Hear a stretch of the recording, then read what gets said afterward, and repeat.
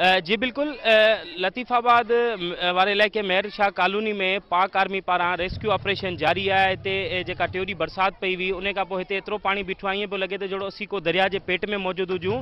हिते असां सां गॾु कुझु माण्हू मौजूद आहिनि जेके पाक फौजी जेका ॿेड़ी आहे रेस्क्यू उन में उहे असां सां गॾु आहिनि। अचो त असीं उन्हनि सां ॻाल्हि ॿोल कयूं था, उन्हनि जो छा चवणु आहे। अच्छा, मुझे ये बताइएगा कि पाक आर्मी के जवान सुबह यहाँ पहुंचे हैं तो आपकी उन्होंने रेस्क्यू मदद की, तो इस हवाले से आप क्या कहना चाहेंगे? सुबह पहले पहुंचे, हमारा 2 दिन हो गए, मदद नहीं थी। सुबह जैसे पहुंचे उन्होंने नाश्ता दिया हमारे को और दवाई वगैरह दे रहे हैं। 2 दिन से हमारी मदद कर रहे हैं।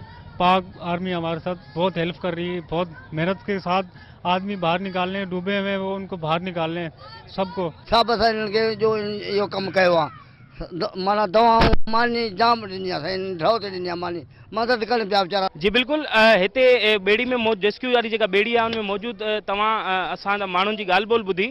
हिननि माण्हुनि जो चवणु आहे त ही पाक आर्मी खे सुर्ख सलाम पेश कंदा। वो जंग पाछो त पाक आर्मी जंग जो मैदान हुजे, ज़िलज़िलो हुजे, ॿोॾ हुजे या बरसातुनि खां आयल तबाही हुजे, उन में हिननि जी जेको पाक आर्मी हमेशह मदद करण लाइ अॻिते रही आहे। ही सभु जेके आहिनि हिते मौजूद माण्हू नारो हणी रहिया आहिनि, पाक फौज ज़िंदाबाद।